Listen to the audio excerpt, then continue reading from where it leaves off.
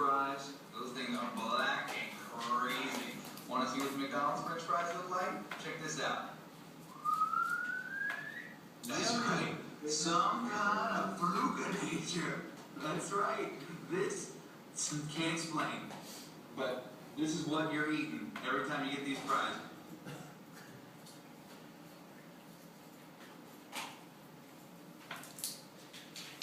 Okay, so that video was taken over a span of 3 weeks. And as you can see, the black moldy fries, those are fresh at the time, and those are just homemade. And then the McDonald's fries stayed that fresh after 3 weeks. So I just looked the exact same. I mean, who would want to eat those moldy fries? Show of hands. Yeah, not me. But I wouldn't really want to eat the McDonald's fries either, based on what they must put in them to make them look so fresh even after 3 weeks. Everyone loves to eat, right?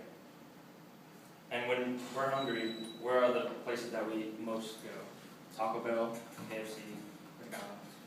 I mean, I think it's safe to say that all of us at one time in our lives have eaten at one of these places.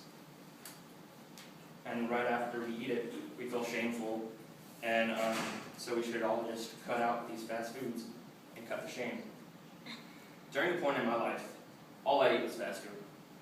I mean, I didn't really know anything about it because I was young, so I didn't really do my research on it. But when I started living a more active lifestyle, play sports, work out, I started feeling really bad after a workout. And then I would still go and get some fast food after the daily workout, not really knowing what I was eating. And so after a couple of days after these stomach aches and cramps started happening, I realized it was because what I was eating. And after that realization, I pretty much cut fast food out of my life. So today I'll be talking about why we should all stay away from fast food. I'll be talking about the problems, obesity and additives, the causes, cheap and the easy attainability, and the solutions, preparation and moderation. So on to my first point, the problem. The problem with fast food affects many people in the U.S. today because a lot of us have found dependability on fast food. This problem affects more than 50 million U.S. citizens every single year. Spurlock, 2005. It affects all the people who consume these foods by being oversaturated in fats, calories, and additives. This, in turn, leads to obesity and diabetes. Once you eat fast food more than twice a week, are at risk of gaining at least 6 pounds of extra fat each year. Spurlock, 2005. Many unnatural additives are put into these foods that we're consuming that are not good for us to be ingesting.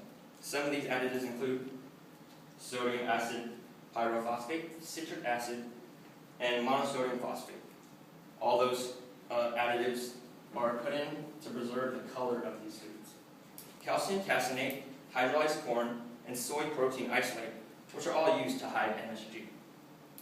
Titanium dioxide is probably the most surprising, which can also be used to manufacture paint, sunscreen, and semiconductors. And moving on to my second point. One of the causes to the problem is how cheap these fast food joints are. A typical meal at, say, McDonald's, Burger King, or Taco Bell runs about $7.50 on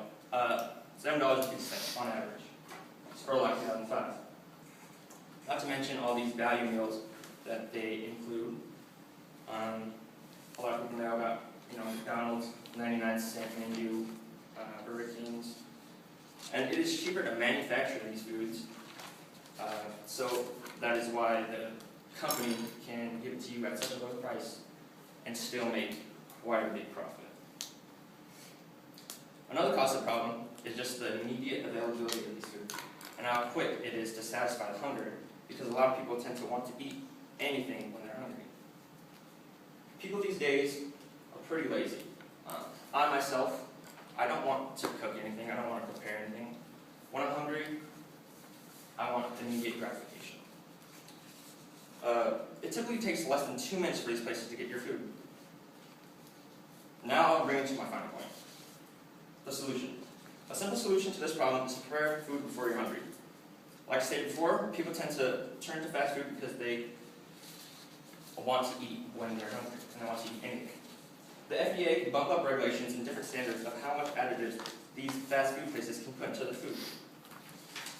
The additives that the FDA has regulated are found to be safe for human consumption, but that doesn't mean that they are not dangerous. The FDA needs to crack down on these additives and stop our fast food places from putting in these dangerous additives that are allergy-inducing. However, it is up to each single person to realize that food, although tasty and convenient, is not good for our bodies. The best solution is to take time to think about what is in our food before we decide on eating it. So, in conclusion, today I've talked about fast food and its problems, obesity, additives, the causes, cheap and easy attainability, and the solutions, preparation and moderation. So after hearing my speech today, I would just like everyone to remember, the next time you're eating a big bucket of KFC, you are what you eat, and no one wants to be a chicken.